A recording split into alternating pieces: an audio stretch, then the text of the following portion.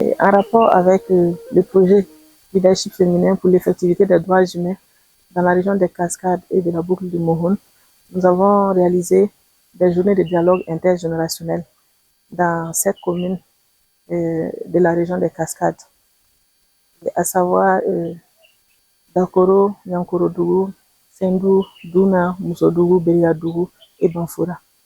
La génération actuelle, ils ne s'approchent pas des vieux. Ça ne s'est pas à côté de nous pour écouter. Et leur temps a été surchargé. Voilà, donc nous les parents, nous n'avons pas, c'est-à-dire le temps. Nous ne prenons pas le temps d'éduquer nos enfants. De nos jours, combien sont, c'est-à-dire qui montrent à nos enfants le bonjour même d'abord. Voilà, c'est des comportements vraiment à réprimer. Et les jeunes même, eux-mêmes, ils l'ont reconnu et ils ont pris l'engagement vraiment de changer dans le bon côté.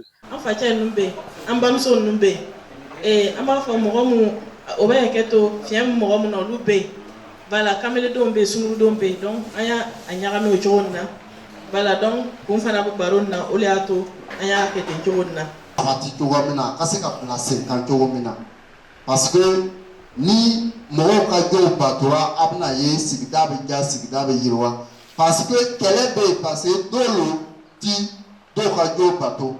C'était pratiquement toutes les couches qui étaient représentées, à savoir voilà les personnes handicapées, les personnes âgées, les enfants, notamment les jeunes, voilà, je parle des jeunes, et aussi les femmes.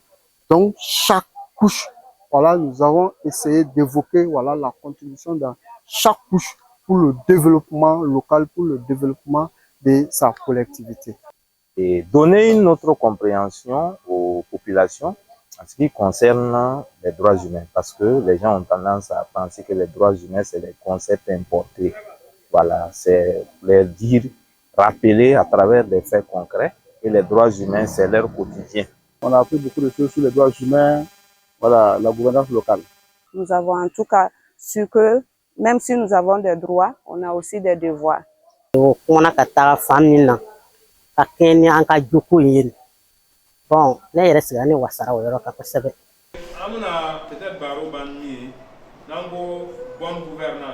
c'est vraiment des cadres d'échange, des cadres de dialogue, des cadres de discussion où nous cherchons le juste milieu.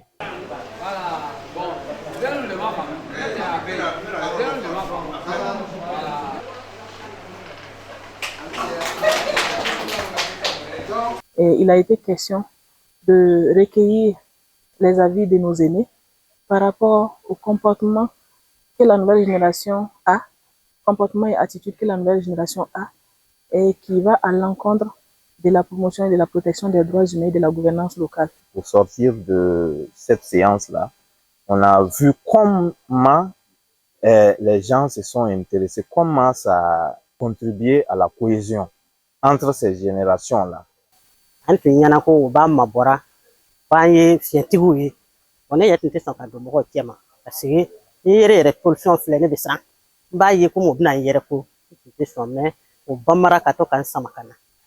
Voilà, parce que les gens se sont parlé de façon franche et les personnes âgées ont profité de l'occasion de conseiller les jeunes. La jeune génération, je vais leur demander de s'approcher. Voilà. Ils n'ont pas prendre courage, ne pas avoir peur. Les grandes personnes nous ont en tout cas fait savoir qu'il n'y a pas de peur de venir vers eux pour leur demander des conseils. Et nous aussi, on doit vraiment les écouter. Je